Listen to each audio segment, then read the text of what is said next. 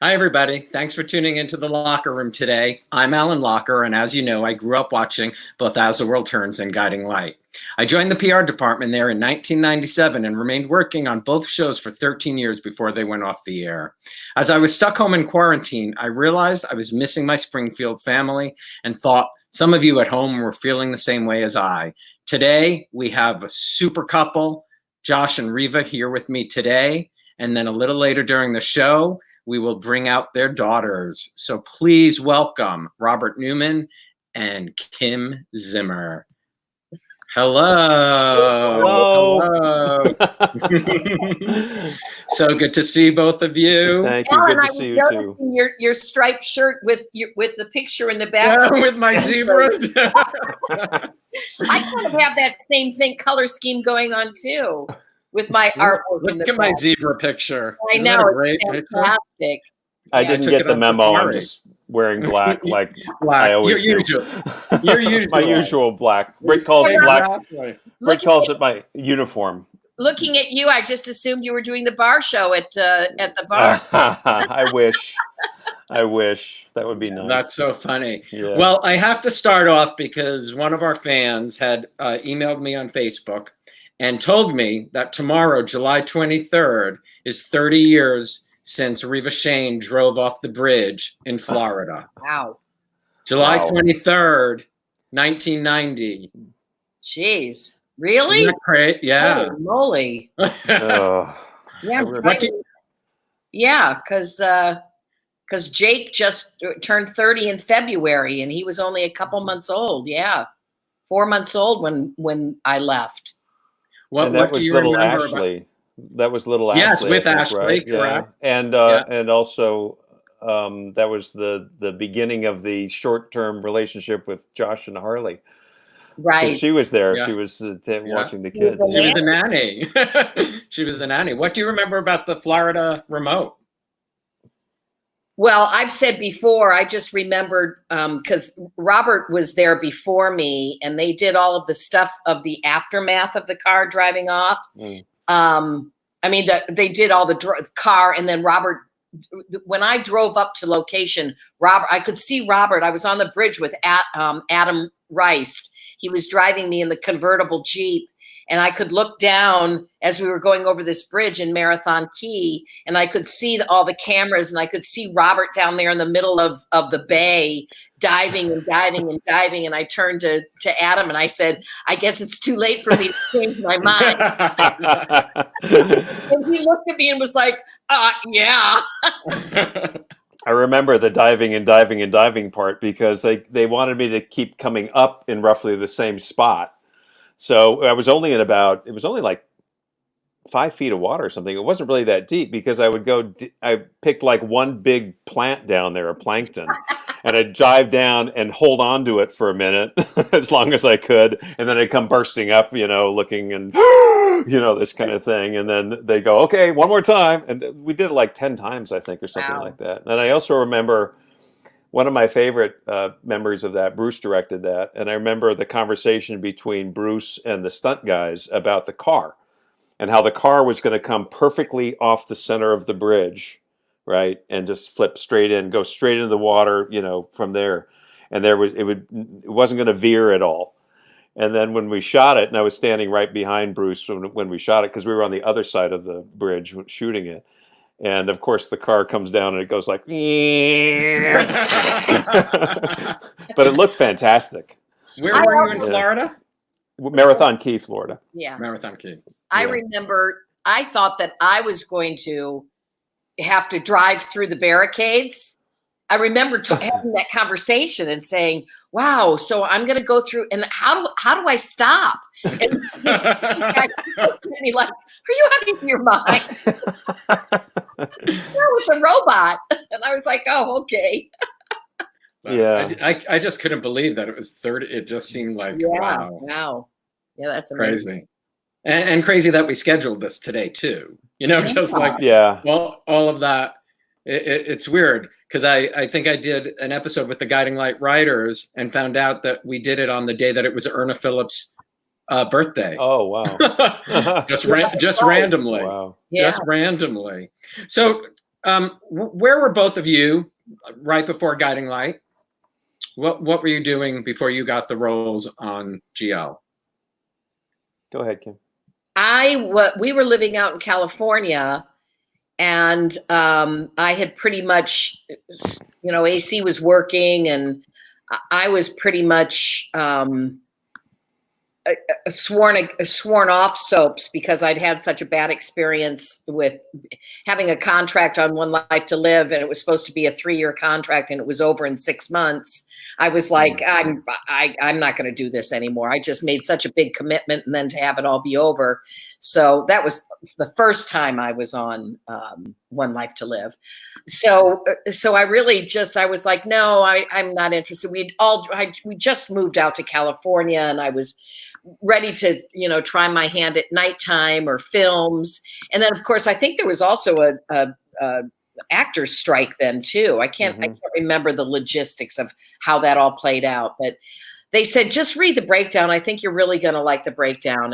And so they sent me the breakdown. They sent me the audition scenes, and I was like, wow, yeah, okay. I could see me doing this. So they flew me back to New York, and I read for Betty Ray, and the rest was history. Wow. And I didn't realize, and you had a little role on Guiding Light prior to that. Yeah, teeny tiny. I mean, I sat out in the outer office of Roger Thorpe's business, and I think I answered a phone, and then he came out of the door, and said, did they leave a message? And I said, no, Mr. What was his name? Thorpe? Roger Thorpe. No, Thorpe, there was no message. And I think that's all I had to say. Of course, my mom was thrilled because she was a huge Guiding Light fan.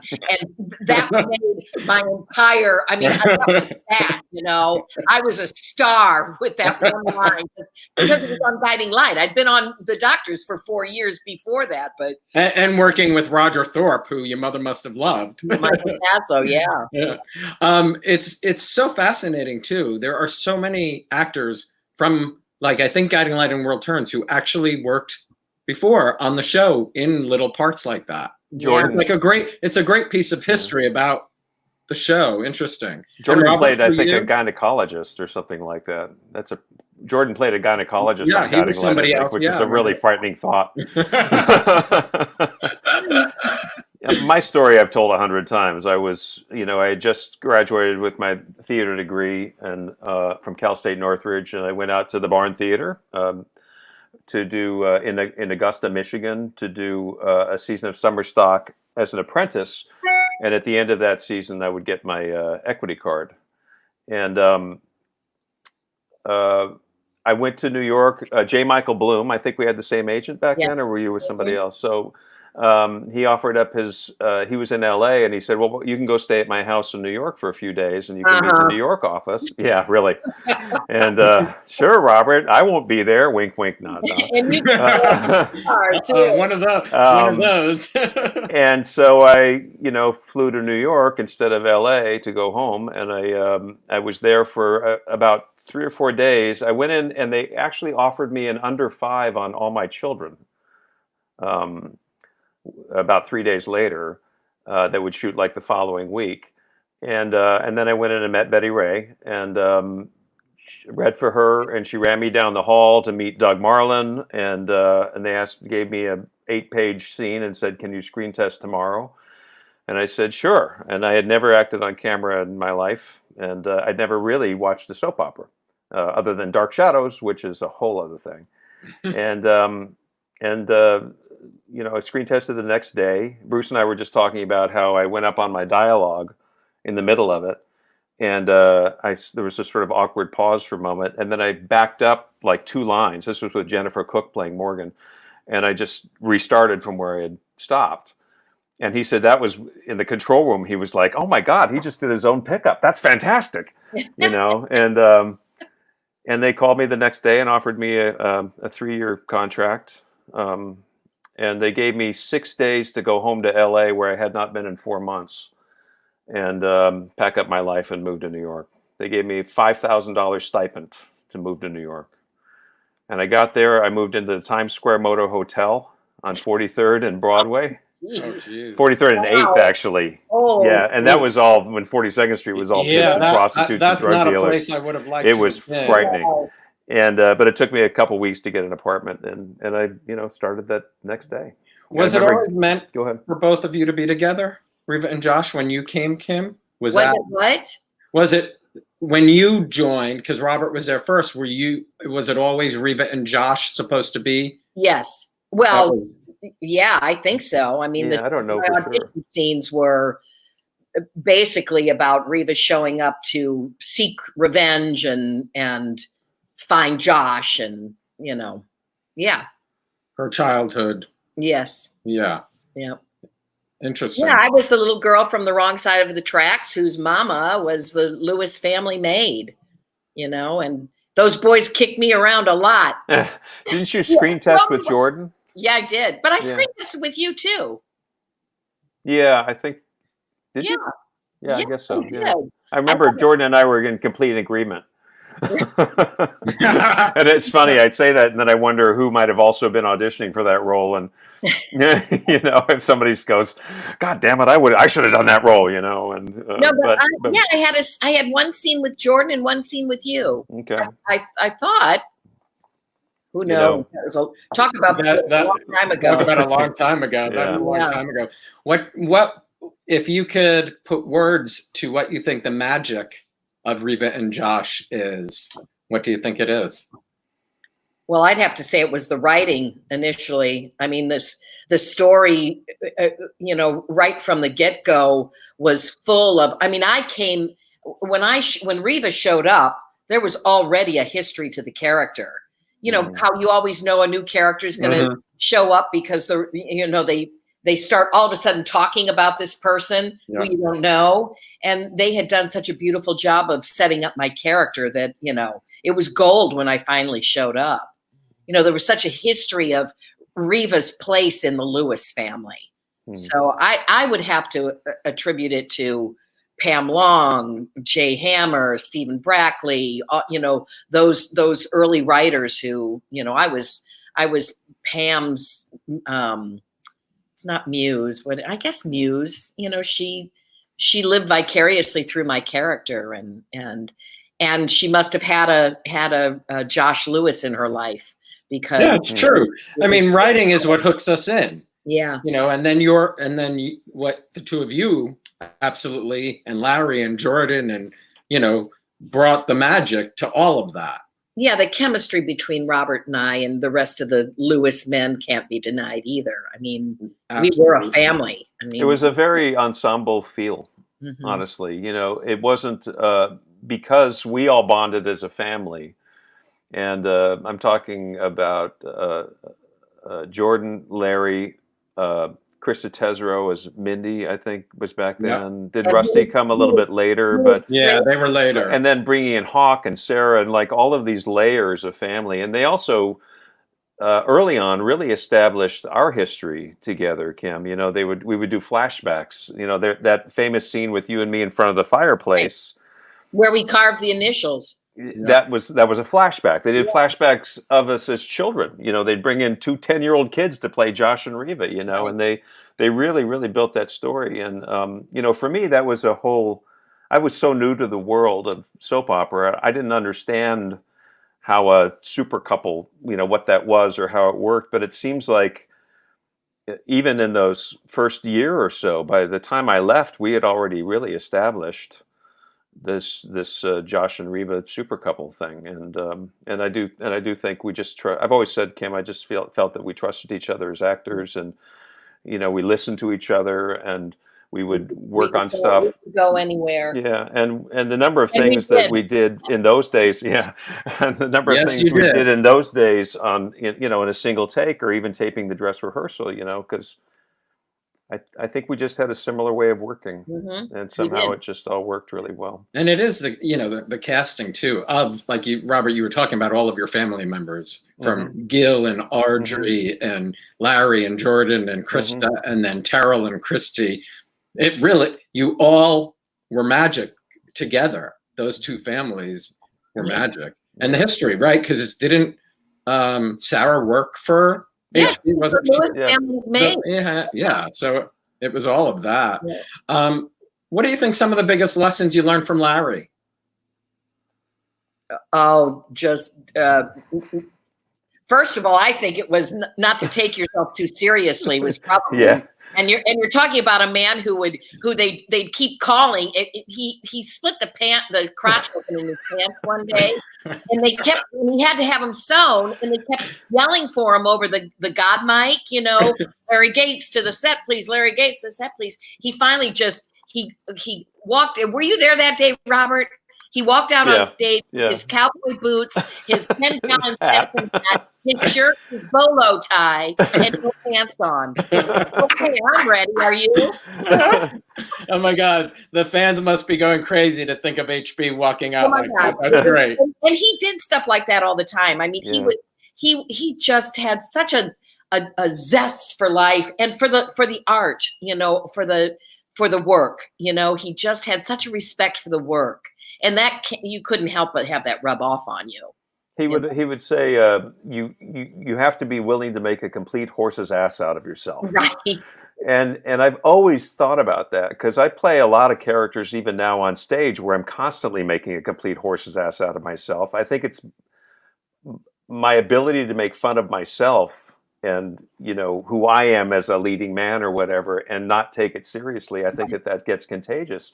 And Larry, not just the off-screen stuff of walking onto the set without his pants on, but he tackled every single scene that he was handed, no matter how goofy it was. He just went for it 100%. I remember. And he also two more things. He talked so much about how much he really loved this work with us. And here's a guy who's done, who had done many feature films and had been on stage with some great actors in his day. But he loved being part of the Lewis family with all his heart, and he loved being part of our backstage family of Robert and Kim and Jordan and Larry and all of that. He just adored it. Yeah. What were you going to say, Kim? I don't know. It's gone. That's okay. But you know what? It's brilliant, and it'll come back. Okay, good. But I mean, Robert, you said, he wasn't afraid to make a horse's ass, and there he comes out in his Stetsons and his, underwear. Is there something fans would be surprised to know about Jordan that you haven't maybe shared? Oh, that he was probably the most sensitive man I've ever met in my life. Just going to say that. Yeah.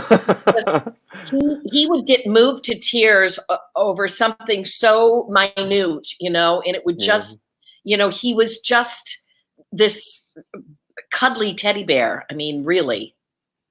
Yeah. Yeah, I was going to say exactly the same thing. He's just such a soft soul, and I mean, big and crazy, and he had this whole big thing about himself, about a presence about himself that was just fantastic. But man, Kim's not kidding. There could be the smallest thing that would just suddenly he would just, his voice would break, not on camera and off camera. He really. I still go back to that day, Kim, when we shot HB's funeral, and the three of us were just sitting around that table in Reva's kitchen, I think, telling stories, and all three of us were just well. And we're gonna bring it up when Kimberly comes out, because that's when she talks about jumping the whales, right? Jumping the waves. Yeah. Because I just watched her do that. Right. I know people ask you, Kim, all the time about the fountain scene, but Robert, what do you remember about the fountain scene? I love it when Robert gets asked this question. I'm told I was in it. I've never really seen any evidence of that. What I remember, all I can do is throw it at Kim, because what I remember was that was one of those situations where we taped the dress. I'm pretty sure of that, because there was really, the reset would have been huge. Yeah.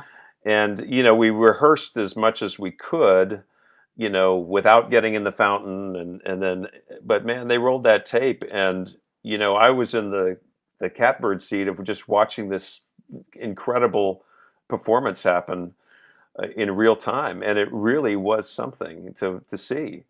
and I didn't have to really do much of anything other than just be in awe of it.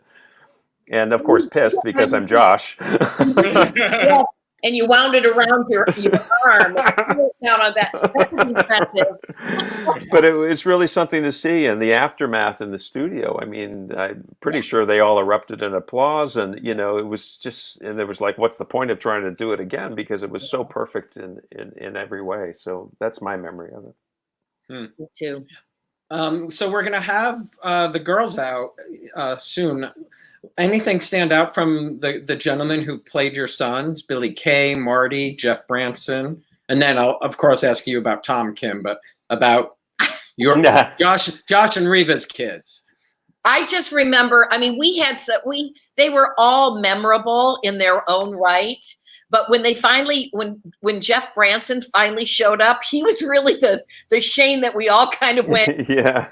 Okay, that's him. Robert looked so much alike. They were built the same, and they resembled each other. And he had blue eyes, and just we kind of were like, oh, that's Shane. Yeah. But he looked like a Lewis man. Yeah. Yes. Yeah. And Billy Kay, I adore. Billy Kay knew everything about Marilyn Monroe that you could possibly ever hope to know, and he was a dresser. Remember, at every a character. Yes, he was a character. He would wear the most elaborate clothes, and Marty was you had more to do with Marty, I think, Robert, than I ever did. Marty, one of my memories of Marty was I was coaching baseball back in those days. Connor was playing baseball, and they wrote this ridiculous baseball game, because at that point Shane was supposed to be like, is he going to go to college or is he going to go straight into the pros, right? And I saw that they had written this big segment that they decided to shoot indoors. We went till 4:00 in the morning on that frickin' shoot to do a baseball game with him pitching. Oh, right. I remember. Yeah. And I talked to Marty about it a couple days beforehand, and I said, so you played as a kid or something, right? And he said, no, I've never thrown a baseball in my life. And I was like, what? And so I knew about this training place that Connor had gone to where we lived, but they also had one near where he lived. I think he was in New Jersey, right?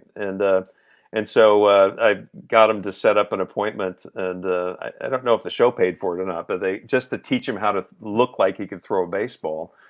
And without that, I mean, we would have gotten to that day of shooting, and it would have been really crazy.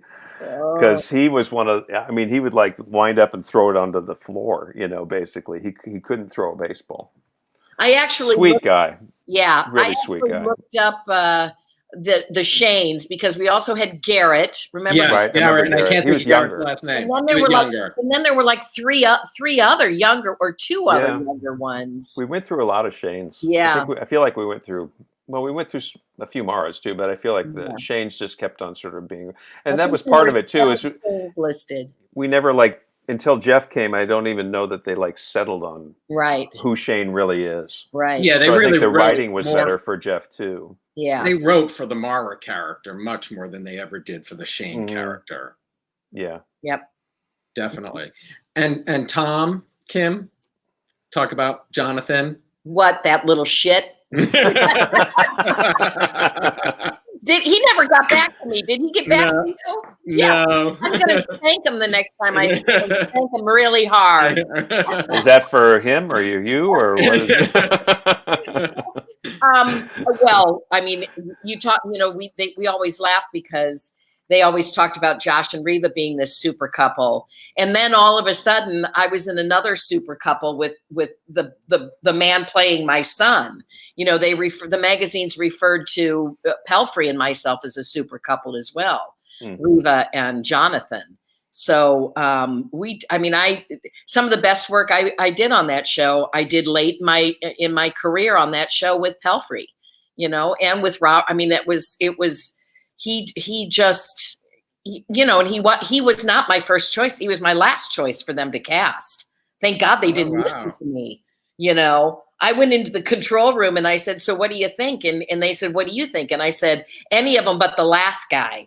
And they were like, really? And I was like, yeah, because he scared me. you know, I couldn't, I guess I couldn't manipulate him. I couldn't find an in with him, you know, and that's one you definitely can admit you were very wrong on. Yeah. Oh, yeah. I told his manager that too. When the first time I met her, I said, thank God I have absolutely no right to be, you know, judging people's talent, because I was way off on Pelfrey. Yeah. It's crazy. Talk about some of the other people you know, had the fortunate time to work with. Robert, Cynthia, Michelle Forbes, who also, I think Michelle worked, I think with Ashley. One of the fans reminded me. This fan said that there were some sweet scenes between, I think, Michelle Forbes and Ashley. I don't remember why. I don't remember that at all. I think of Michelle. When I think of Michelle, I have to think of Breen. Joe Breen. Who was just one of the. Joe and I were constantly trying to get each other to break on camera, and he was a much easier target for me than I for him, and he would get in trouble because I would make him laugh, and he was just so much fun. Michelle, you know, Michelle did great work, but I just don't feel like she was designed for daytime. Yeah. And I think it was hard for her, and and she left early before her contract had expired. And because she just couldn't do it. I think she just wasn't happy doing that kind of work, you know, and I get it. I understand it. I don't think daytime is for every single actor. And I don't think every single actor can do daytime. I think it takes a very special person to be able to pull off the amount of material in the way that we do it and do it well. And she did it well, but I just don't think it was for her. But, you know, that was some great writing too. That Sunny Solita thing was pretty spectacular writing. In my mind, that was Pam, I think, right? Yes. Or was that Nancy? I can't remember. Oh. But, you know, back in those days, man, they were really writing some great stuff. And then I think Cynthia had some good scenes with you. Yeah. Yeah. Kimberly. Yeah. Mm-hmm. Yeah. Kimberly worked. Kimberly worked with Cynthia as well. Right. And did she kidnap one of the kids or something like that? I'm trying to remember. There was something about a kidnap, but I don't remember if that was Annie. I can't remember. Somebody kidnapped Mara. Well, and Cynthia I remember was Annie. Huh? Cynthia was Annie. No, I know, but I'm talking about somebody kidnapped Mara. Right. And I remember it had to have been in '89 because I had a real problem with it because says she was kidnapped. I just saw a comment. Connor was just born, and it was really hard to play these scenes about your kid being kidnapped when you just had your first child. Yeah. She said Forbes. Ashley Peldon said Forbes kidnapped. Forbes kidnapped Ashley. Well, I see 4 beautiful women waiting backstage, so I'm going to bring the mafia. I think. By the mafia. I love that. I'm very excited. Me too. Me too. This first introduction, I think, might shock the both of you because it definitely shocked me. But Ashley Peldon, I will introduce as Dr. Ashley Peldon. Wow. She's a doctor. So, please welcome Ashley Peldon. Oh my gosh. Hi, guys. Hey. Kimberly J. Brown. Hello. Hi, Kimberly. Hi. Laura Bell Bundy. Laura. And Lindsay McKeon. Hi, Lindsay. Hi, oh my guys. gosh, look at all of you. You've all grown up. Really good, Robert. You did really good. Oh my gosh. Really crazy. Wait, I have to put on reading glasses now. We were playing Mara, though. Yeah. It's really crazy. No, they Oh wouldn't my let us be brunette. Yeah. Kimberly was brunette, though, as I Mara. was. That was when it was still my natural color. This is a combination of something. I think I was a little darker, younger. I have to know what kind of doctor you are, you sweet little Ashley. I have a PhD in psychology. I'm a practicing psychotherapist. Wow. Amazing. And Robert, didn't you study? Yeah, I What did. you study? I entered that's what I found college. fascinating. Yeah, I went into college as a psychology major because I came from a big dysfunctional family and I wanted to figure out what the fuck happened? Don't we all? Don't we all want to know? Everyone was around. And I took an acting class as an elective, and I was like, oh, these are kind of the same field. These are both about understanding human behavior, and I kind of went that direction instead of that direction. Ashley, I was just watching not long ago the scene after Reva's car goes into the water. And I don't know how much of this you remember, but they had that scene with you and me, with me telling you that, walking out on the pier. Yeah. And Bruce and I talked about it. And we decided not to use any dialogue. Mm-hmm. So you just see us from a distance walking out. And and I really remember being you and I out there at the end of the pier, and you kind of stiffened up, and I said, turn towards, and I sort of talked you through all the motions because they weren't hearing what we were saying anyway.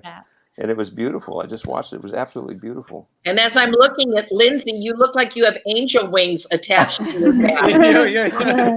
I've got Buddha and angel wings. Oh my goodness. Kind of my vibe. That is fantastic. Ashley, do you remember much from that time? I do. It's bits and pieces and flashes. It's funny when you were talking about Michelle Forbes and the kidnapping. I remembered that, but really what I remember is getting to eat again and again a butterscotch milkshake in the scene where she's like negotiating my release. But I just was sitting there, probably giving the prop department trouble, just enjoying my milkshake. So I've got flashes. Kim, I remember a point on the big white couch, I guess we had on the set. I had to do a crying scene, and you pulling me aside to help kind of give me some pointers and coaching and helping. Nobody had to give you pointers. You were amazing for as young as you were. You were just amazing. You always pissed me off because you knew my lines. And I'd like go up on the line and you go. All I did was memorize everything. My mom would read it to me and I would just memorize everything. That's funny. I'd stop and you just say my next line and I'd be like. Wow. Oh my God. And the rest of you, because you were a little older, what would you say you think you learned most from Kim and Robert? Laura Bell?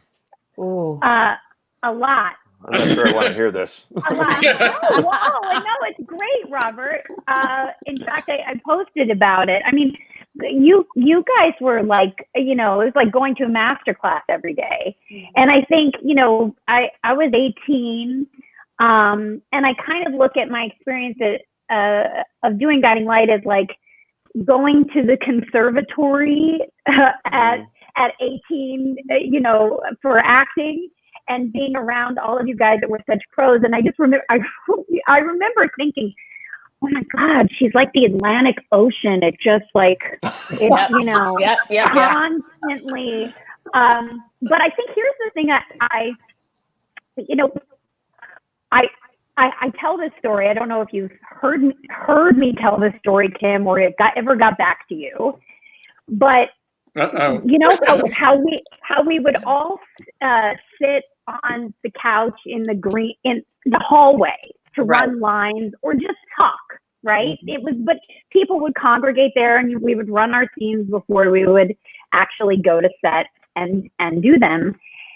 And I remember on like numerous occasions, but I guess this one particular moment where I was hearing you have a conversation, and I think it was maybe you and Robert together, and I couldn't tell whether that was a conversation that you guys were having or whether you were doing a scene. And it was that moment I had this epiphany, like, oh, good acting is when no one can tell if you're acting. And so, I mean, for me, it's like my very first day, it said Mara has a breakdown. And I was like, oh, I don't know how to do that. I had a breakdown because I had to have a breakdown, from the pressure. But there was so much I learned from you guys. And also just, you were so gentle to me and you were like parents to me. Yeah. I felt like I had gone from my home and my family to you as like my maybe more friend, like parents before I was released into the world. And It was a very safe place for me to grow and learn. And I completely think that even my stage work was affected in very positive ways in terms of finding my grounded and vulnerable ability to harness that. And I know it's because of you guys, because I watched you. And you moved to New York literally from Kentucky at 18 for Guiding Light, right? Well, I moved to New York. Well, I had been a child actor in New York doing theater, and then I moved back to Kentucky. And I was going to go to NYU. I was accepted to go to NYU for psychology, guys. Oh my God. That's crazy. Wow. And I ended, I was, you guys are talking about, like, trust me, I know. And I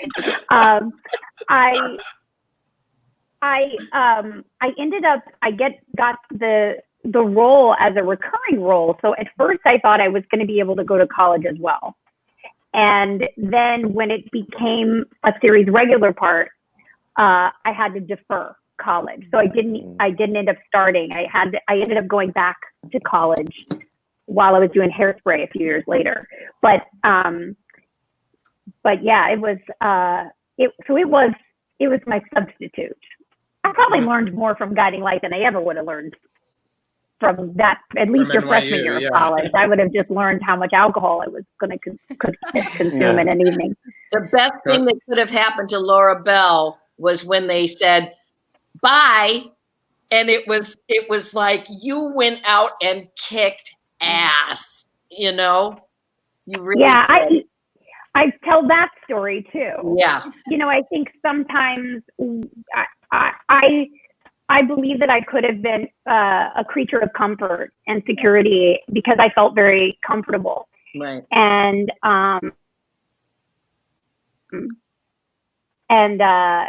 when my contract was not renewed, I kind of had a feeling that it was a spiritual. There was other reasons for that, and that's when Hairspray happened immediely. Yeah. And yeah, so I've told that story. I've told that story several times too. Sorry, but I use your story when I'm trying to encourage actors who are leaving, you know, and who are really afraid, or people who are being let go, or something like that, because I think it's such a perfect story of, you know, this thing you were working on the show, and it was all very comfortable, and then it went away, and then it led to the next thing that you did, which was Hairspray, is the way I understand that story. Yeah. And if you hadn't left the show, I don't know if Hairspray would have happened. You know, it's like you just never know what the next thing is going to be. It's like those things, you know, converge on one another, and it works out. Well, when the show was canceled in 2009, you know, there was a whole bunch of people, a bunch of us who were really afraid about what's next and what's next and what's next. But, you know, it's you know, everything leads to the next thing. And Kimberly, oh yeah, go ahead. I mean, you can't stand there staring at a closed door. You got to turn around and see the window that's open behind you. I mean, that's right. Good way to look at it. Well, and Kimberly, what did you learn? And then also talk about that famous scene that all the fans love at HB. What you remember about HB's memorial? Oh man, that scene. I found that on YouTube I guess it was a couple months ago, and just fell down a hole, like watching the entire episode, and was just like, oh my God. That was an interesting day, because it was, I think, the first time having to do a whole episode like that, where it was based around a character's death, but was also filled with actors. Exactly. So much love for, you know, for Larry and everything. And it just, I remember you were talking about Jordan being a big teddy bear. I remember him breaking down several times throughout the day, and all of us just kind of sitting around and letting him do it. Yes, exactly. And it was the speech that they wrote for me was just such a beautifully written homage in so many ways, personally and professionally. And I think I just remember that day so fondly. It was literally like a big family saying goodbye to both HB and Larry at the same time. And as for when I started when I was, I think, 8 or had just turned 9, and it was I just remember being so nervous and immediately being welcomed in. And you know, Kim, you weren't there yet. I think you hadn't come back yet. So it was Robert and I for a little while. And Robert actually has the same birthday as my real life dad. So it was apropos because they literally over the years became like second parents to me. There was such a, so much I learned, so much, you know, Kim always had the gift for cracking a joke, and then as they were counting down 5, 4, 3, 2, and then she'd turn around and be full blown tears, everything. And it was just, I was in such admiration and all of them were constantly. A really awful actress too. Well, I mean, I think we lucked out with our Maras, Robert. I do too. You really did. But that's a story I hear from everybody about. Yeah. You know, Kim. You know, the joke is, you know, joking, and then 5, 4, 3, 2, and whatever. But they always made everybody in every scene so much better, just because of their talent, but also because you guys were so supportive and lifted everybody up and wanted to, you know, just love us both on screen and off. And it made such for an amazing working environment. And I look back on those days so fondly. And Laura, like you were saying, I think it was such an amazing gift of learning. So there's so many things as I've been lucky enough to continue to act that I remember from those days. And it was such a special time for me. And Lindsay, yourself? God, you guys, I learned so much from that show. But Laura, kind of also like you, the breakdown. You mentioned the breakdown that happens when you get on set. Like you're supposed to break down, but you actually break down because your mind is like, what is happening? There's so much pressure. There's so much dialogue. I don't know if I can handle this. But it was so cool because by the end, I was like Kim and like these professionals that I'd be like, oh, I've got 5 pages tomorrow. I'll learn it on set. You know, that was kind of an amazing muscle memory type thing. And in terms of just being around you guys, I mean, you were so loving and so caring. And Kim, in your like strong, wisecracking, fun type of way. And Robert, just in a very like humble, sweet, kind dad type of way. So to be around that and to feel super welcomed and comfortable, I think it was everything being there. And Kim, I just remember from you. I mean, I remember so many things, but one of the things I was coming from LA. I know. No, I was. What drink did she teach you? We've gotten to that part of the show now. I mean, we did all that. Okay, it was New York. But I remember I was 18 coming from LA. And it was such a different vibe. And I would wear my like wife beater. I don't even know if that's what you can call them anymore, but wife beater tank tops with like no bra. And Kim was like, you're going to get raped walking down the street like that. And I was like, oh, okay, this is a different place. Cynthia Watros used to wear these. So you weren't the only one, Lindsay. Cynthia Watros would wear these little teeny tiny, and she had a badang-a-dang booty. You know, she was beautiful, beautiful. She would wear these teeny tiny little cut-off shorts, and she'd ride the subway. And I said, you're not sitting on those seats, are you?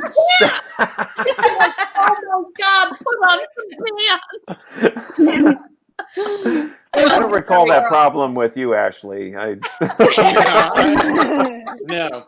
But Ashley's got 2 daughters, a 7-year-old. Oh, Ashley, you have a 7-year-old and a 4-year-old, right? I do. My daughter is now officially older than I was when I think I left the show. Wow.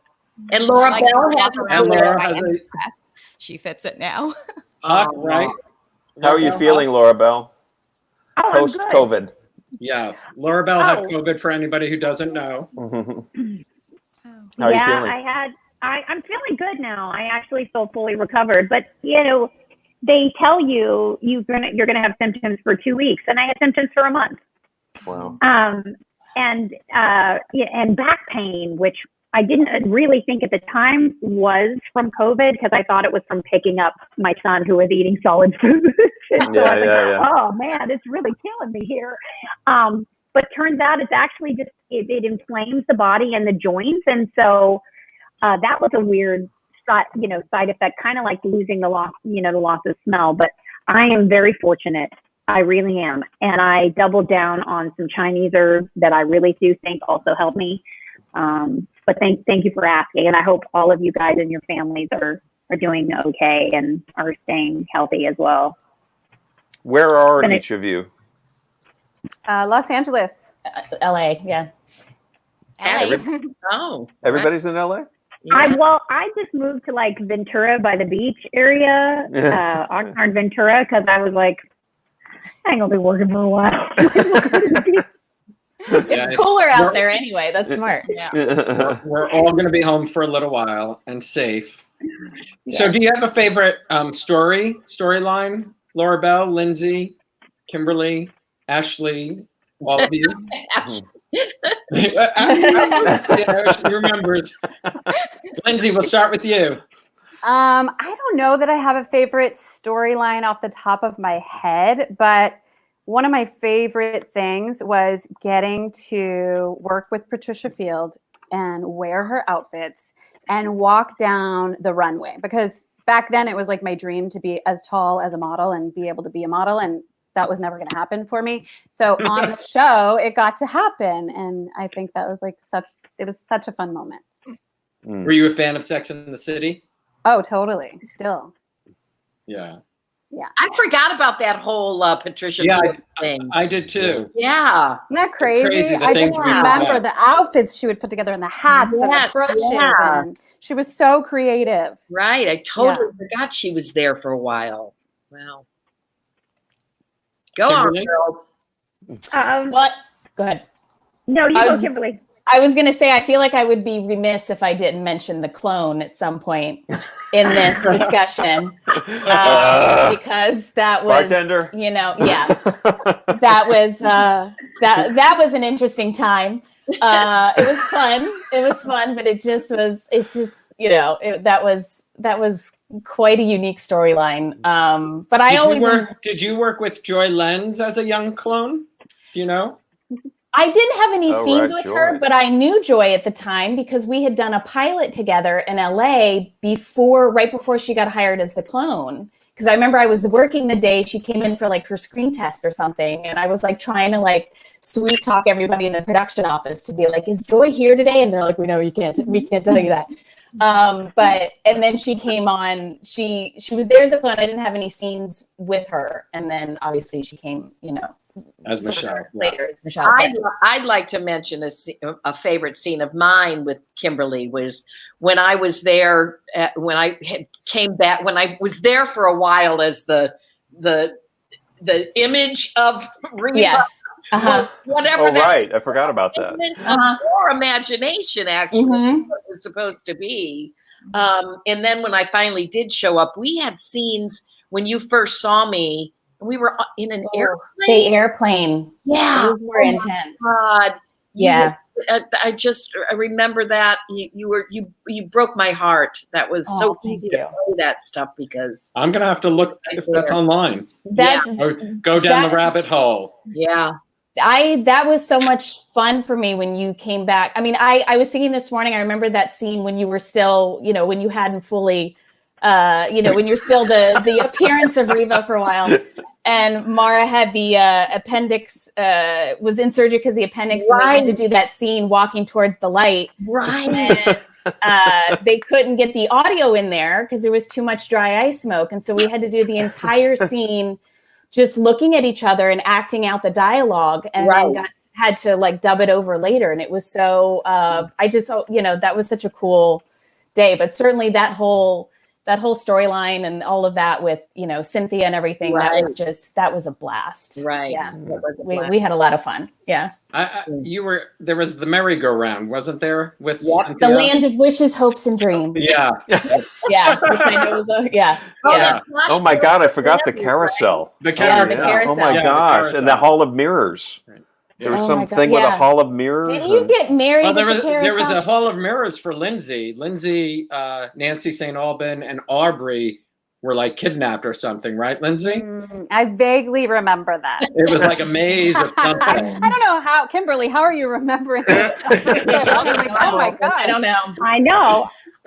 Blowing me away. There's certain aspects that just always stick out. I don't know.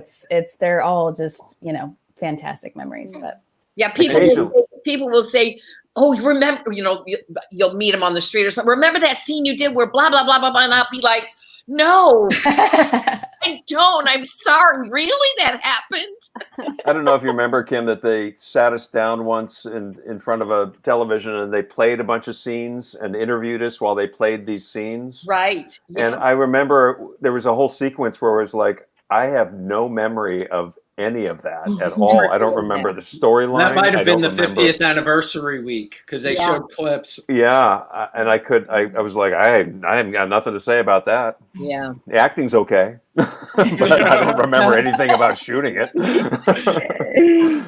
And Laura Bell, you think you were kidnapped by the mafia? Really? I was definitely kidnapped. The fans will tell us. The fans will write on the side. Tied up to a chair at least once. At least once. Assaulted in a garage. We had an earthquake. Now that was memorable because that was also like acting on a jungle gym that was rocking and shaking and moving, and that was crazy. Was that in San Cristobal? That was yes. Yeah, that was the Cristobal thing. That's what I was trying to remember. And I don't know whether if I was kidnapped with the Cristobal storyline or whether I was kidnapped with the mafia storyline. I don't remember, but I do know that that was all happening, and had a lot of freakouts in a lot of rooms I like tore up a hotel room. I tore up a dorm room. There was a lot of a lot of freakouts, but here's my favorite memory. I mean, I had a lot of good memories and a lot of emotional moments with people. And I think one of my favorite memories was Kim was blind for a while. Oh, yeah. I'll be right back. Of course she was. And she was very adamant about being truthful about being a blind person, and how if she was blind, how was she going to do her hair and makeup like that? And one day, I guess, and they were all like with the costumes, right? Like making sure we always look sexy and cute and whatever, giving a shit about our weight and everything. And so, they one day put her in these 4.5-inch heels. I don't know if you remember this, Kim. And she had some pantsuit on too, and the blocking she was given was to walk down the steps in said heels. Okay, and Mara walking down the steps, right? and we go to film this, and suddenly it's like Mara. And you hear it down the steps. You see this body come flying down the steps and crash, and everybody's screaming. Oh my God. Kim had dressed up a dummy in her costume and said, oh my God. That was amazing. First of all, shock, and then I was crying. No one could recover. It took a long time to recover and get back and film that scene. Even in the middle of trying to move forward, I remember not being able to get through it. And I never wore heels again. I don't think I've ever heard that. Another thing I don't remember. I believe that I did that. But I don't remember. Oh yeah, I do too. I think we all know it's possible. We all believe that you did that. We all Kim. believe it. Perfect. Oh my God, that's Laura, great. I just saw a scene with you and me, just in the living room over a cup of coffee or something like that, and it was just lovely. I got all weepy by the end of it. It was something about you had been broken up with, and I was trying to encourage you to, that it was going to be okay, and it was really sweet. Well, Robert, I was just out there one day. You had a sweet relationship with the Mara character, father. I think. Well, they wrote Kim that knows. really. I'm a sucker for father-daughter relationships in the first place. My daughter is constantly warning me, like if I'm going to go see a movie, she's like, in Moneyball, there's like a father-daughter thing. So just be prepared, Dad. It's going to be okay. And but I think especially after Kendall was born in '92, I think that it really just it just informed everything that I did with all of you. Just the father-daughter thing is always been a very special. And we were talking earlier, as you guys might know before you came on, that I think that they generally wrote the Mara character and the relationships between parents and daughter in a better, more fuller way than they did with the Shayne characters. Oh, Definitely. Yeah. Until Jeff Definitely. got there, I think. Right. Until Jeff got there. And Jeff, I think they finally landed on, this is who Shayne is. Right. Well, they did that too, but that's after Lindsay had left, because then they didn't have Amara around, so they brought the Shayne.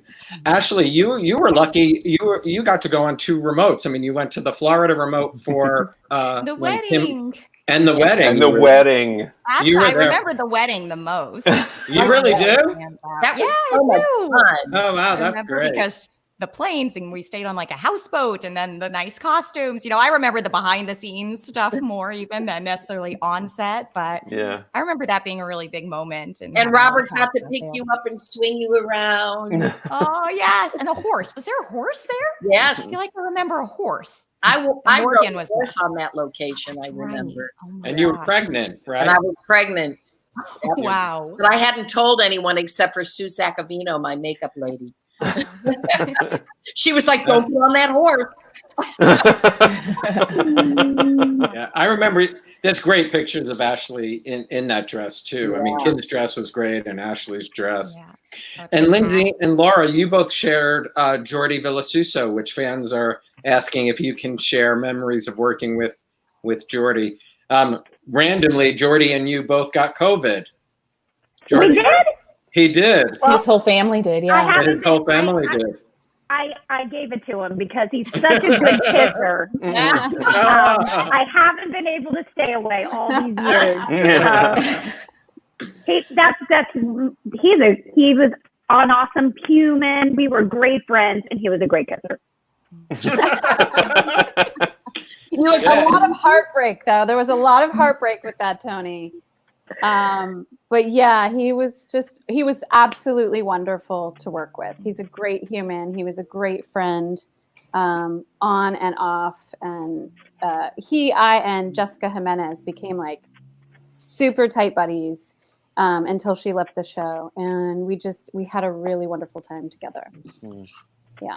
Yeah. You didn't spend a lot of time with your mom and dad when you were on the show. You, Lindsay. Me? Yeah. I was 19 living in New York. Are you kidding? Yeah. I mean. No, she means Mara didn't.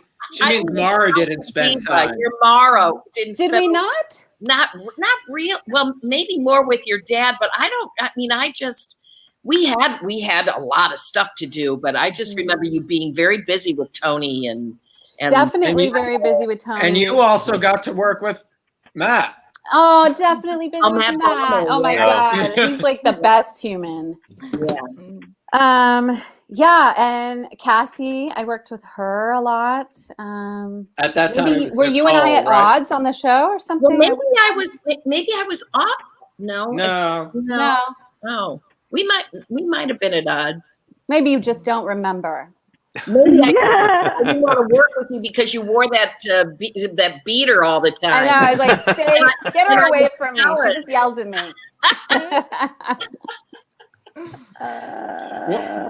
For you ladies, what does it feel like to be the only daughter of a character like Reva Shayne? It reminds me of being the only daughter of my mother. Oh. Likewise. Really? Oh, wow. That's Very similar dynamic, actually. Yeah. Good. Must be a great woman. She's a great spitfire. It certainly is such a great legacy of the show in general. I mean, I still have people come up to me and, like, you're Mara, you're Reva's daughter, you're Reva and Josh. And it holds such a special place in my heart. And clearly it translated to all the fans over the years, but it's, we have the best fans ever. There's nothing, there's nothing like it. Yeah. Speaking of that, is there anything that stands out from your interactions with fans from, because it is, you're in their living room, different, for like Laura Bell or Lindsay, like in prime time or Broadway, they come see the show once, but 5 days a week, I think the impact, also just right now, the amount of people who were excited to see all of you today, really, the show's been off. Think about it, 10 years. Wow. You haven't been on even longer than that. 30 years. Yeah, for you. Right. And correct. And people were so excited, Ashley, that you would be here, and Laura Bell and Kimberly and Lindsay. It really isn't, that dynamic is, For me, I was, as a kid actor, I'd done I think a few films before I got on Guiding Light, but it was my real first experience with fans. And I was so little, but I remember going to the different conventions, and I remember the most was getting stickers in my fan mail. And so I just loved opening and getting the stickers. And I used to keep these sticker books that the fans would send me. And I remember having my mom having to teach me how to write my name, because I was 3.5, 4 when I started. Yeah. So I could sign autographs, and I would slowly be penciling them along. But the So fans, they stuck through for so long, and it feels very epic in some way being involved in something like this and being able to really feel proud of starting out in that show. Did you, for how long, Ashley, did you continue to get recognized? Because I'm looking at 3 out of 4 of you look very similar to now than you did. You're right, when you were on the show, Lindsay, Ashley, but do people ever go, hey, are you that? I would imagine. I don't know. I don't think from Face. I get from Drop Dead Fred or The Crucible or, different projects when I was older already. Yeah. But I think from, name, certainly I still hear from fans from the soap now and then reach out. So that's always really nice. But at the time when I was little, there was a lot. It was fun and exciting, and I loved it. And Laura Bell and Kimberly look just the same. And Lindsay, you look the same, but your hair color probably throws people off. I throw them off. You throw them off. Hair color. I think also, thanks guys. I think also I get recognized more from some of the other shows that I've done. So this one I don't hear about as much. And when we were on it, it was before social media was a thing. So having fans back then was completely different than it is today.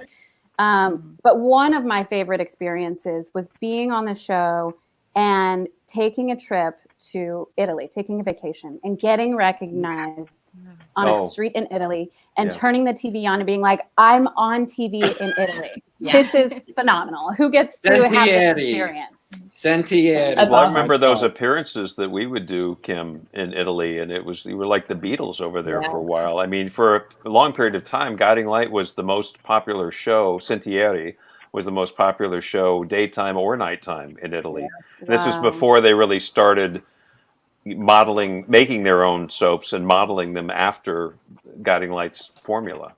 And God, we would go there. And I remember going there right after our daughter was born. And so the kids were 6 months and maybe 3 years old. And my mom came along and Britt came along, and they flew us all to Milan, and we were just wined and dined everywhere. And it was really something. We missed that, guys. The Italy window. The Italy window. But I can tell you, doing this show, we get fans watching from Italy. They stay up. I get messages even after, which it's 9 p.m. there, or I'll get it later in the day when they get home. It's 3 a.m, and somebody sent me a message because they are still in love with Guiding Light. It's really beautiful. I will say my favorite fan story when I was on the show was buying my first training bra. And the lady. Hang on, I'm gonna. Was literally one of those things that was with my mom, and is excuse me, we have a question, and the lady was just like, hi. And that went on for a while. So she was very helpful, but by the end of it, as my mom was paying for it, I talked to her mom on the phone at the cashier desk. But that was like one of those times where I was like, oh, this is what it's like to get, recognized at not a moment you expect. But that one I still remember. Trying on a training bra. That is, That's a new one. Nothing sacred. Yeah. Wow. That was fun. I always remember being in restaurants, and I always knew when the order was going to get screwed up. Because would just be, you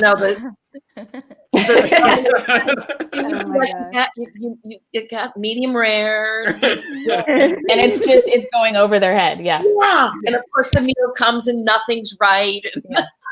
You just let it ride. But there was also that window in the 80s where practically every plane I walked onto, I would be upgraded to first class by the flight men attendants. got that all the time. The women never got that. Oh. The men got that.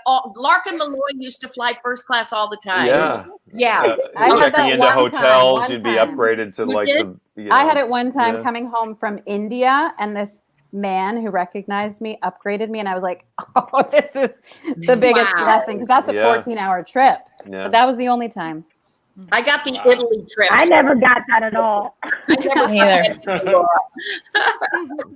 And you could go to the Hard Rock Cafe and bypass the 100 people in line, and they'd be like, "Oh yeah, you're the guy on the soap opera. Yeah, come on in." Those were the days. I've got to ask you, young ladies, what you have going on. I know right now you're not working, as we all are trying to figure this out. But what are some of the things fans should look out for, if there are some things? Lori Bell, you were working on at the start of this, right? I've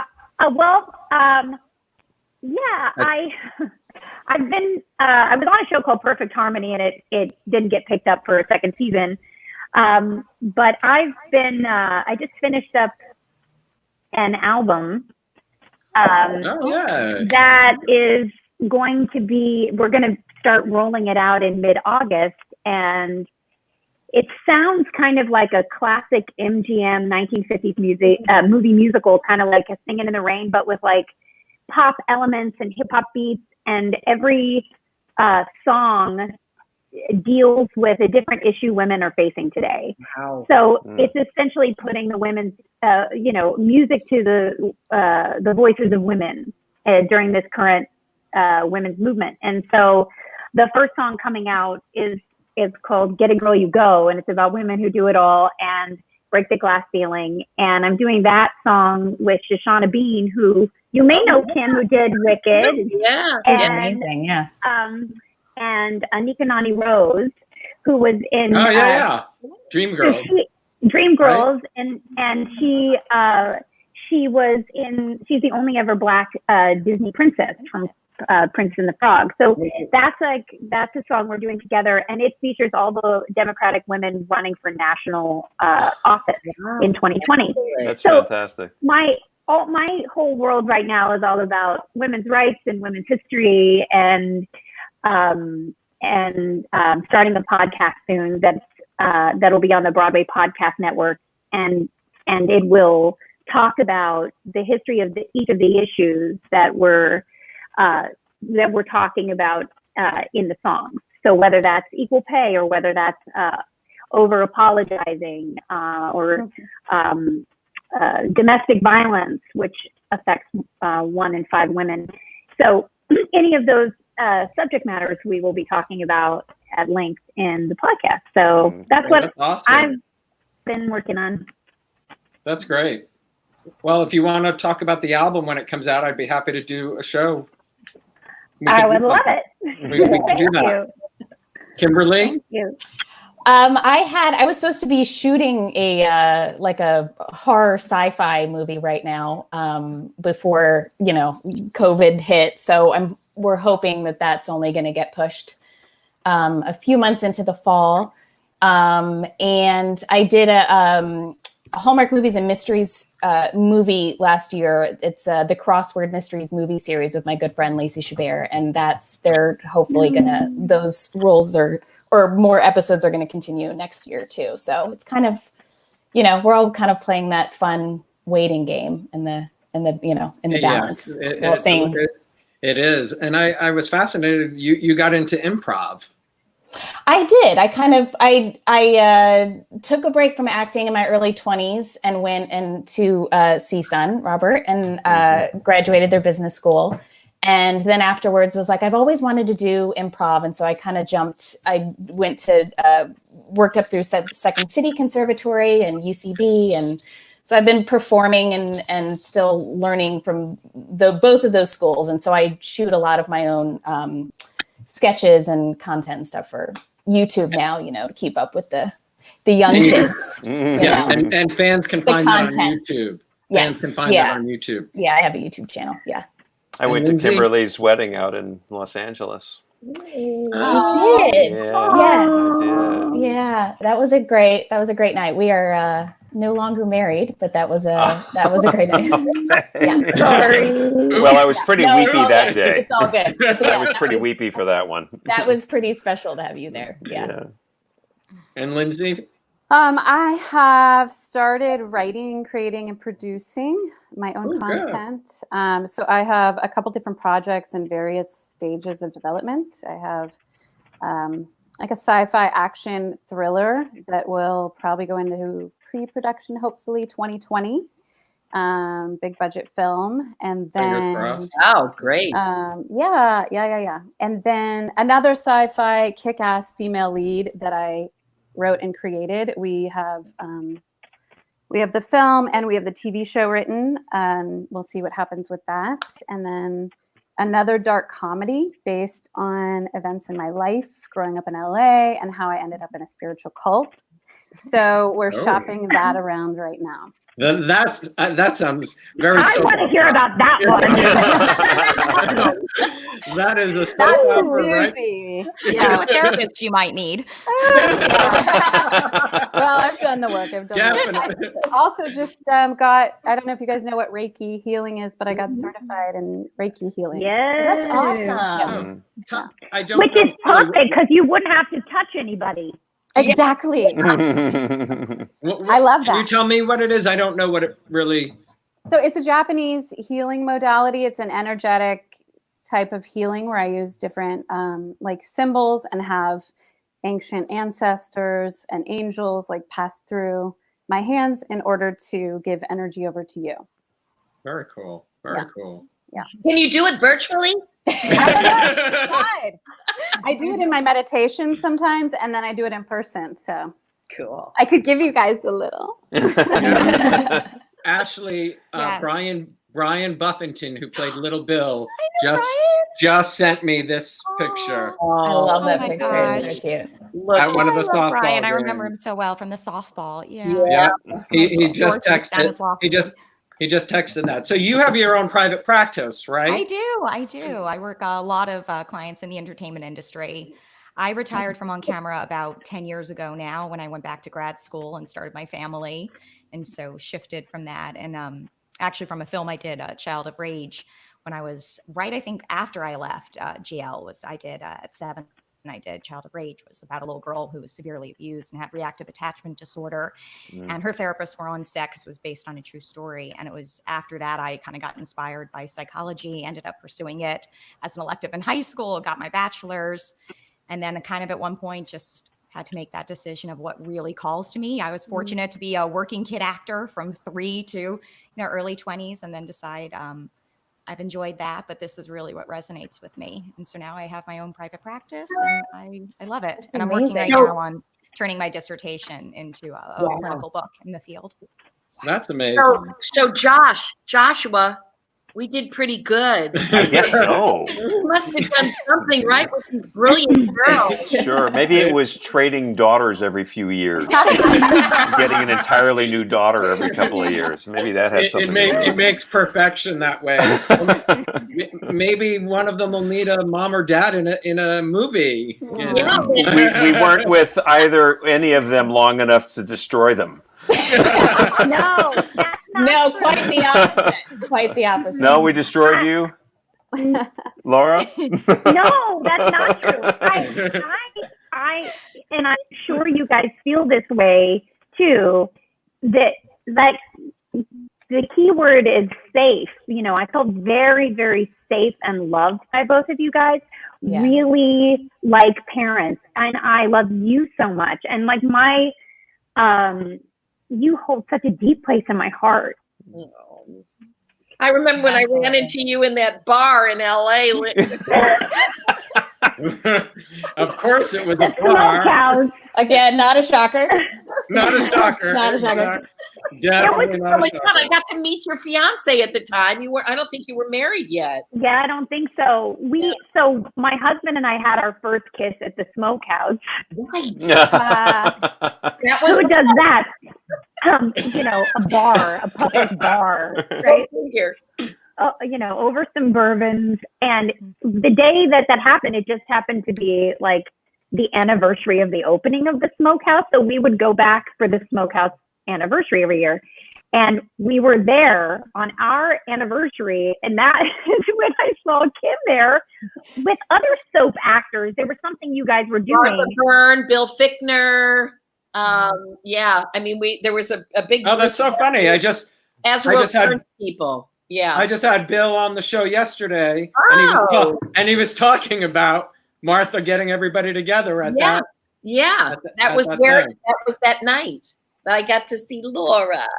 That's so funny. And I was like, when I introduced Tom to you, I was like, you get to meet my mom. It was like there was something about it, like. No, I remember. He was like. I mean, it's years for like you, Kimberly, and Lindsay and Ashley, since you've seen both of them, right? Well, Robert was at Kimberly's wedding. Well, yeah, and before that, I had gone back to the show, and was it 2006 that I came in for a little bit? Yeah, Mara came in from Paris and was like, "What's up?" Just a couple of episodes. I think. So that was really nice for me because I didn't really, when I left it when I was younger, I didn't really have I didn't know I was leaving. I had booked some other projects and couldn't come back. So it just, which was probably better at the time because being 13, I would have been just, devastated. Yeah. But so that was really fun for me to kind of, and just kind of seeing everybody's faces walking around and being like, oh, hi, like, you grew up. Like that was really cool. Yeah. Laura, I think about how I didn't really know the musical side of you at all when you played our daughter on the show, and then I remember first seeing you in Hairspray and being like, who is that person? And then I remember the real kicker though was Legally Blonde. And I also saw you do Wicked, yeah. Yeah, you're like my dad. You came to see everything. But I was like so blown away by this whole part of you that I just knew really nothing about when you were on the show. I'm sorry. I would have killed to have seen. Laura Bell Bundy was a better Linda. I agree. Kristen Chenoweth. I agree with that, actually. Kim. You were. I would have loved to have seen you in that. Oh, I saw you in Hairspray and Legally Blonde. I would have loved to have seen you, Kim, in Wicked. I'm supposed to be doing Legally Blonde. Not Legally Blonde, sorry, no, 9 to 5. I'm supposed to be doing 9 to 5 right now. I was gonna say, you would be an excellent Callahan, Robert. They had me in. They had me in for the tour, I think, or something. Yeah, but right now I'm supposed to be in Michigan doing Les Mis and 9 to 5 back to back. But that's not happening. Oh wow. Yeah. Laura, I was going to say, I remember seeing you when I was really young in Ruthless. Really way back in the day. Wow. That's probably the last time I saw you in person, I think. But you were so great in that show. Both Kimberly and Ashley, I don't know if you remember, but our paths crossed as child actors. Like we were always on sign-in sheets together and different things. I definitely remember you. Yeah. Yeah, totally. Lindsay would have been too if she was in New York, but you were in California. Yeah, I wasn't in New York. But what's funny is Bethany Joy Lenz, who also played Mara, she and I played sisters on One Tree Hill. So it's like there are so many connections with these Maras. It's fascinating. Oh, well, she played Reva as a clone. Oh, she played Reva. Right. Oh, I thought she played a young Mara. No. Okay. She played the young teenage clone. And then Michelle. And then Michelle Bauer. Yeah. Yeah. Yeah. Yeah. And hey, did you guys know?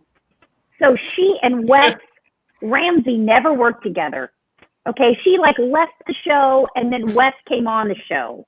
And then one day in LA, I ran into her at the Lemonade, and she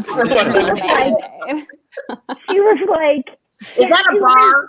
No, it's a healthy restaurant. We just call it lemonade, but to her, it's the lemonade. Salad bar. So she goes, "Guess who I'm dating?" I'm like, "Well, I got to know who they are, for you to be saying that to me." And she was dating Wes. It was like and she had never met him on the show, but she ended up meeting him another time, and they were dating, and I don't think they are anymore. I don't think I knew that. Yeah. No, but she's now Wes is with Laura. Yeah. Wes is with Laura Wright. What? Wes and Laura Wright are Laura together. Wright and Wes are a couple. Yeah. I'm They have been for like Yeah. At least two or three- like for 2 years. 2 Yeah. years. Holy They're cow. beautiful together. They really Holy are. cow. They really they seem are. beautiful together. I love Good them for them. together. Well, I ran That's into fun. Laura Wright in Santa Ynez and went to I don't know if it's still her winery, but I went to the winery and I was Me too. The wine's good. I was What's at her the winery? It's her ex-husband's sun Sun- something. Standing Sun? Standing Sun. Standing Yes. Sun. Wow, Kimberly, good. I had my It's weird the random things I remember. I had my 50th party there at her Yeah. winery. So sweet. Yeah, That's where my Standing husband and Sun. I got married, up in Santa Ynez. At a Oh, winery. Oh, I didn't realize you were married. Wow. Congratulations. Thank you. was it at Laura Wright's winery? No, wouldn't that have been funny? What does your husband Oh, do? man. Is he in the business? No, hell no. There's only room for one in a household. He's in sales. He's in sales. That He was does in all, like- unison, by the way. Kimberly and Laura. Which is ironic though, because my boyfriend now is an actor and is also in real estate now. But it's so funny because I always said that, and then I know. I fell in love with an actor. But yeah, I married we're a this special many. breed. Well, before we end, speaking of spouses, Kim, you're 39 years with AC. Is that correct? 39. Oh, it's more than that. This year? We got married in 81. So, Oh, 39. Oh, we lived together 7 years before we got married. So, Holy You lived in cow. sin. Wow. yeah. And Robert, it'll be 34 for you and Britt. Yeah, and by the way, both, Britt was an actress when we got married, and Kim married an actor, so it doesn't always not work. That's true. That's true. It doesn't. I remember Larry Gates used to say, "There's only room for one clown in the family," Yeah. but somehow we managed through it. I was thinking, Ashley, about something you said earlier, because Britt left the business a few years ago, and she's always kind of said, "I think I'm a better person outside of that business than I was in the business," and I wondered if you felt anything like that at all about your departure from your acting career. Yeah, it's a good question.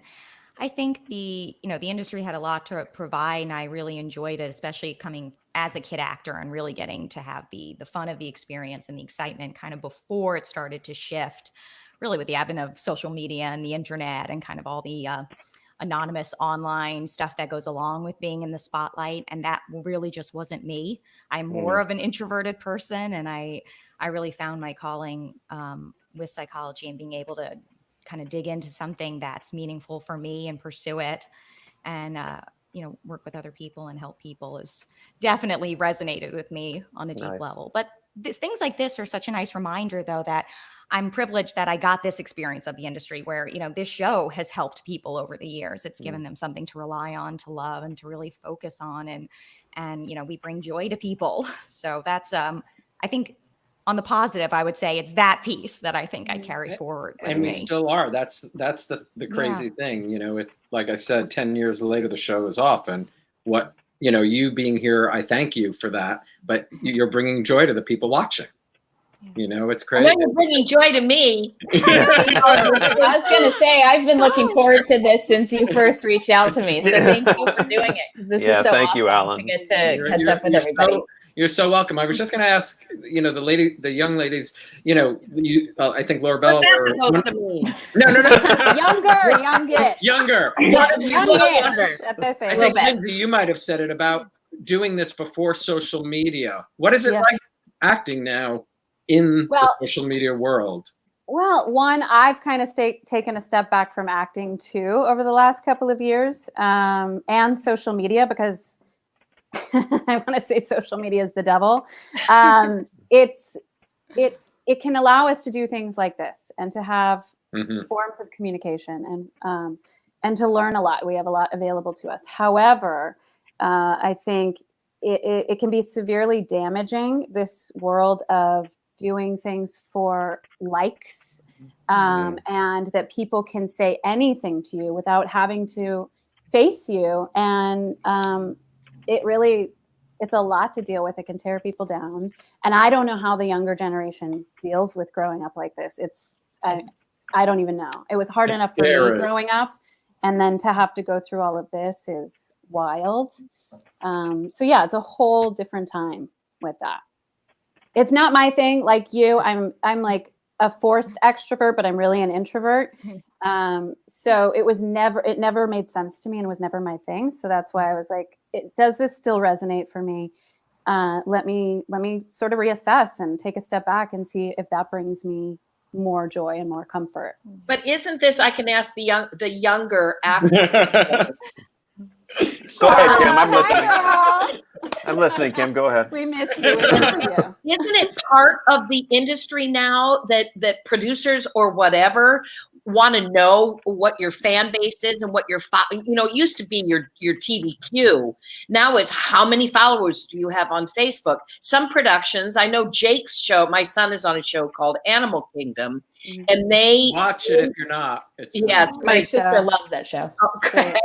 And they really put a lot of pressure on their actors to be very active socially in the media. And that's what creates the monster, I think, of these people who are addicted to social media. Actors who just put stuff out there for like you said, for likes, Yeah. I think it's interesting. So many things, so many thoughts.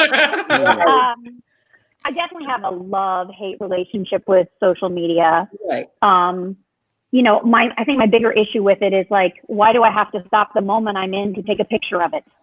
Right. Why can't I just be in this moment and hold the picture in here? And so I'll go like weeks without posting, and then I'll just post because I'll be like, oh crap, I've got to post, especially as a musician, because that's really a huge form of promotion. Right. But I've had some talks with some executives out there, and when it comes to getting a job, yes, you might be considered for a job because you've got a big following. But if you're not actually gonna like deliver, you have to have that. That's it. You got to be able to deliver. And I know that once you're in a show, that the social media aspect is literally a part of your contract now, that you have to tweet and post on social media when the show is coming out as a form of promotion, just like going to, a convention center like we did for Guiding Light. Right. So we have to promote. We're just promoting this way. What I have seen shift since COVID is we used to post these photos of ourselves with filters, with changing our face for a like from someone we don't know, right? Which is like the antithesis of connection. Let me project an image of myself that is completely not me, right? And vulnerability is the key to connection, right? So it's the opposite of vulnerability, posting this thing, like that. But I haven't seen a lot of those posts lately, because right now we're actually using social media to connect, because we can't connect otherwise. So I think that, and to also like promote our beliefs or to protest. But you're right. We've all stayed connected, FaceTime, Zoom, whatever, because you're not able to see your family. I mean, Kim was separated from her husband for 2 months because he was stuck in New Mexico. Oh, wow. It was close to 3 months. It was. Was it three? Yeah. Yeah. Was Yeah, that so nice? you're right. I had control of the remote. I had the TV all to myself. That was kind of. We had our dog, so that was not nice. Oh, Oh. But you're right, because you do see people. It's bringing people in a time where people need connection. I think that's what it has been helpful for now, much better than, like you said, previously. Before I forget, Kim is doing a fun little series with Nancy Lee Grahn called COVID Support Group, which is so fun on YouTube. You have to check it out. It's very fun, very fun. For any fan who hasn't seen it, it's a lot of fun. Jane Elliott, Nancy Lee Grahn are in it as well. But you find it under Nancy Lee Grahn, ladies, COVID support group or something. Yeah, it's on her YouTube page. Say hello to all of them for me, Kim. I will if I ever see them again. I don't know. The last time was so rough that I don't know if it's happening again. This has been so fun. I can't thank you all enough. Don't go anywhere. I'm going to sign off so we can all say goodbye. But seriously, Laura Bell, Kimberly, Ashley, Lindsay, Robert, and Kim, I love you all. Thank you so much. thank you, Alan. Bye, everybody. Oops, let's see. Have a good day, everybody. Thanks so much for tuning in.